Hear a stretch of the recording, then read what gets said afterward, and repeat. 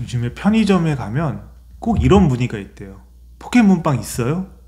그래서 아예 이 편의점 문 앞에 포켓몬빵 없음이라고 이렇게 붙여놓는 편의점들이 많이 있더라고요.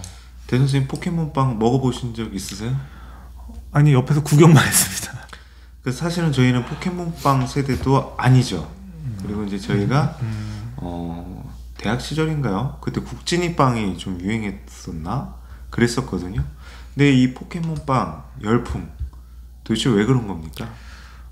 좀 그 과거의 추억을 조금 회상하게 하는 것 같아요.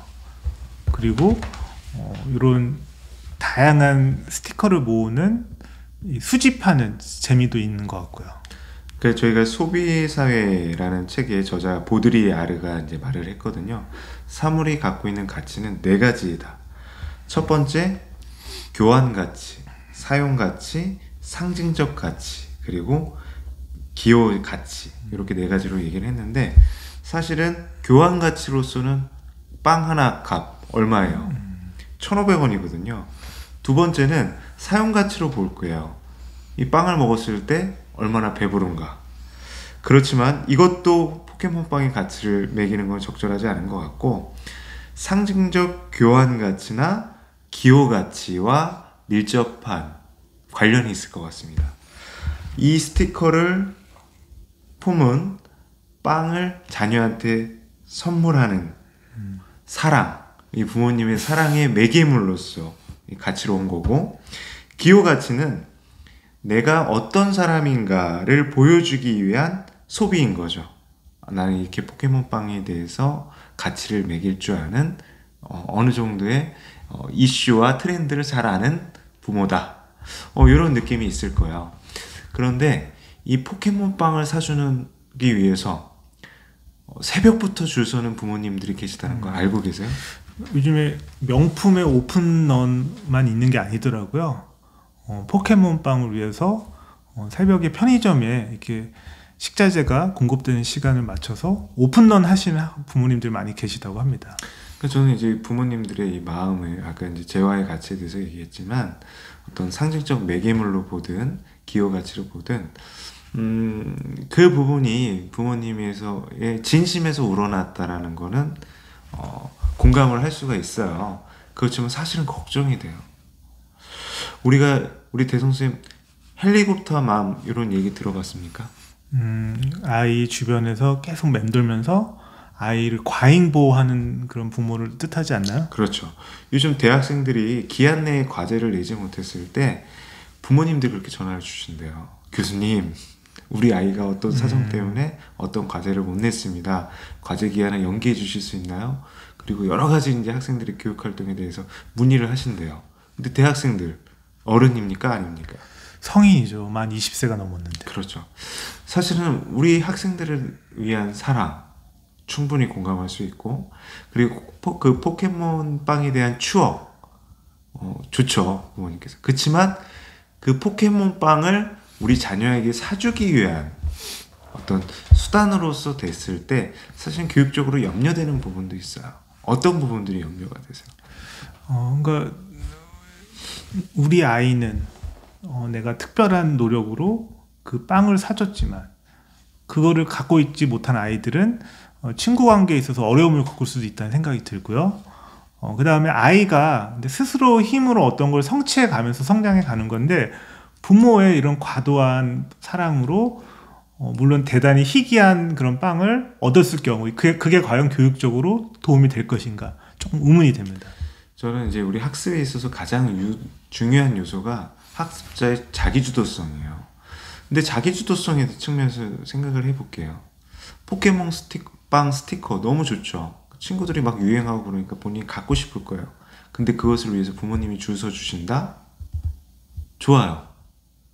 그렇게 해서 줄 섰습니다. 다음에 국진이빵이 나왔어요. 그때도 줄 서 주시고. 그리고 이와 유사한 사례들이 있을 때 항상 부모님이 대신해 주실 건가요? 그래서 저는 이 부분에 있어서는 사실은 퀘스천 마크입니다. 그래서 우리나라에서는 유행이 되게 중요하고, 그래서 예전에 어떤 특정한 잠바가 똑같이 유행했었던 시기도 있고, 근데 우리 아이들한테도 약간 그런 유행을 따르게 하는 약간 종속적인 아이로 키우는 게 아닌가라는 생각이 좀 듭니다. 저는. 그렇죠. 그런 측면에서도 종속적으로 볼 수 있네요. 그러니까 학생 스스로가 원하는 것을 스스로 성취해 나가는 기쁨, 그리고 타인의 유행과 다른 자기 고유한 개성을 키워나가는 거, 그거 굉장히 중요한 것 같거든요.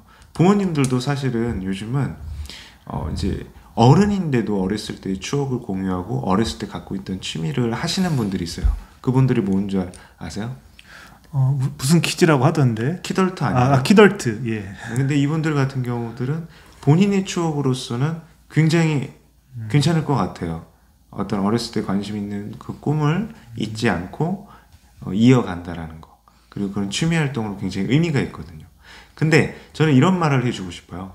그런 어른들이 성인이 돼서 어렸을 때 추억을 회상하고 그 취미를 이제 다시 시작하는 이유 중에 하나가 어렸을 때 학습자의 주도성을 갖고 본인 스스로가 경험에서 기반을 한다라고 생각하거든요.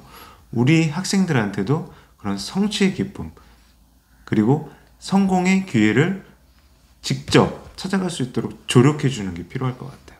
예, 근데 우리 아이를 사랑하는 마음이 약간 삐뚤어지고 약간 광풍에 휘둘린다면 이게 과연 우리 아이를 진정으로 도움이 되고 사랑해 주는 일일까 한 번쯤은 고민해 봐야 되지 않을까 싶습니다. 그러니까 이제 포켓몬 빵 살 때 같이 줄 서야겠네요. 그렇죠. 요건 괜찮죠. 굉장히 큰 추억이 될 것 같아요. 근데 사실은 제가 오늘 이 주제 말하면서 되게 가슴에 찔리는 게 있었어요. 제가 예전에 요괴 워치를 줄을 섰던 기억이 있어서 부모 마음이라는 게 사실은 그 당시에는 그게 생각하고 또 마음하고는 또 행동이 달라지는 것 같아요. 그러니까 물질적으로 채워지지 않는 부분이 있다라는 건 다들 공감하실 거예요. 저는 이제 그런 어떤 기다림, 그리고 기다림을 통해서 얻는 거, 그리고 또 기다림을 통해서 얻지 못하고 이제 본인 앞에서 줄이 끊길 수도 있죠. 그렇지만 그런 과정들을 경험하게 해주고 부모님과 공유해주면 약간 전후에도 생길 것 같아요. 동질감도 생기고. 그러니까 우리 부모님들은 시간도 없고 아이한테 늘 미안해요. 그러니까 저도 미안했던 것 같아요. 그래서 과하게 새벽부터 줄 서서 6.25치를 사왔는데 제가 지금 다시 그 시간으로 돌아간다면 우리 아이와 더 놀아주고 더 재미있는 추억을 쌓겠습니다. 그래서 포켓몬빵도 하나의 물론 좋은 어떤 아이에 대한 선물이 될 수 있지만 진짜 선물은 아이와 함께하는 시간과 추억이다. 우리 아이가 성장하고 그리고 어떤 훌륭한 성인으로 커가는 데 있어서는 그 과정이 굉장히 많은 경험과 그리고 어떤 시행착오가 필요하거든요. 그런 과정들 속에서 부모님과 우리 학생들이 함께 할 수 있도록 그렇게 해주시는 게 오히려 좋은 추억이자 그리고 그것의 의미를 포켓몬빵의 의미를 더욱 이제 중요하게 만들지 않을까 이렇게 생각합니다.